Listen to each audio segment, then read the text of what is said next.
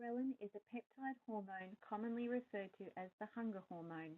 It is primarily produced in the lumen of the stomach.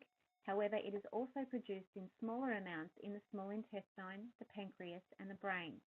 Ghrelin is able to pass through the blood-brain barrier. It enters the bloodstream, where it is able to travel to the hypothalamus, where ghrelin receptors interpret the messages and relay them to specific organs. Ghrelin receptors are found centrally and peripherally in the body.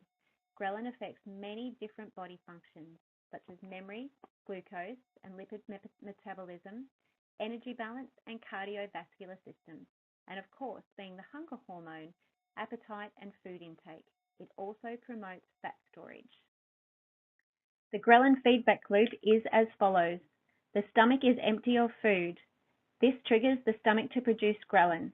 This peptide hormone travels to the hypothalamus in the bloodstream where it reaches ghrelin receptors.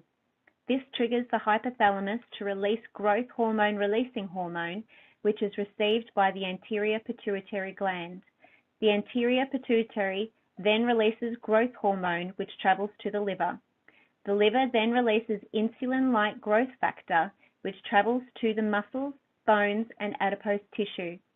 Adipose tissue releases leptin, which travels to the hypothalamus. This feedback then incites the hypothalamus to release somatostatin, which is received by the anterior pituitary gland, causing it to stop releasing growth hormone. The latter part of this feedback loop will generally coincide with the consumption of food as the normal human response to the original hunger hormone trigger when the stomach is empty. When the stomach is full, the production of ghrelin ceases. Ghrelin is known to stimulate and increase food intake. Natural levels of ghrelin are influenced by body weight or BMI. People who have a low percentage of body fat and low BMI have high levels of ghrelin, and people who have high percentage of body fat and high BMI have low levels of ghrelin. Ghrelin correlates negatively with body mass index and body fat mass. This finding has led to research regarding treatment of patients suffering from anorexia nervosa, either from a disease such as cancer or from mental illness.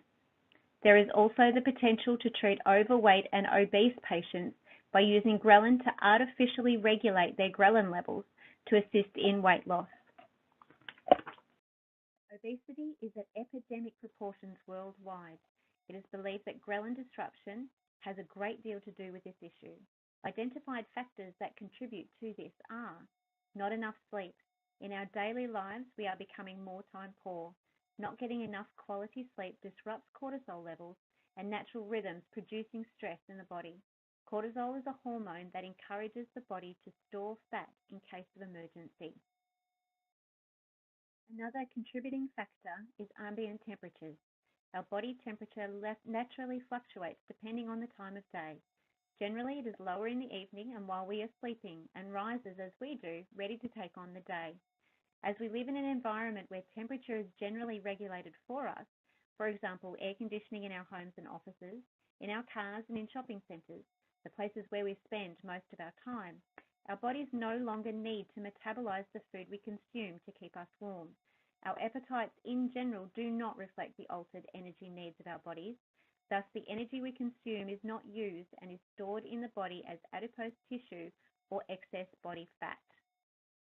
Finally, the boom in the use of industrial chemicals without rigorous testing to gain insight as to the outcome of long-term usage is also believed to contribute to the world's population's average weight gain. These chemicals are used in the form of dyes, solvents, perfumes and plastics, and pesticides during food production. These additives are ingested when we eat, absorbed when we touch, and inhaled when we breathe.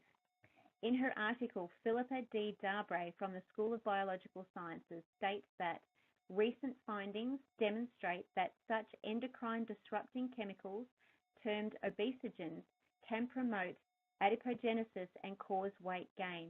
This includes compounds to which the human population is exposed to in daily life through their use in pesticides and herbicides, industrial and household products, plastics, detergents, flame retardants, and as ingredients in personal care products.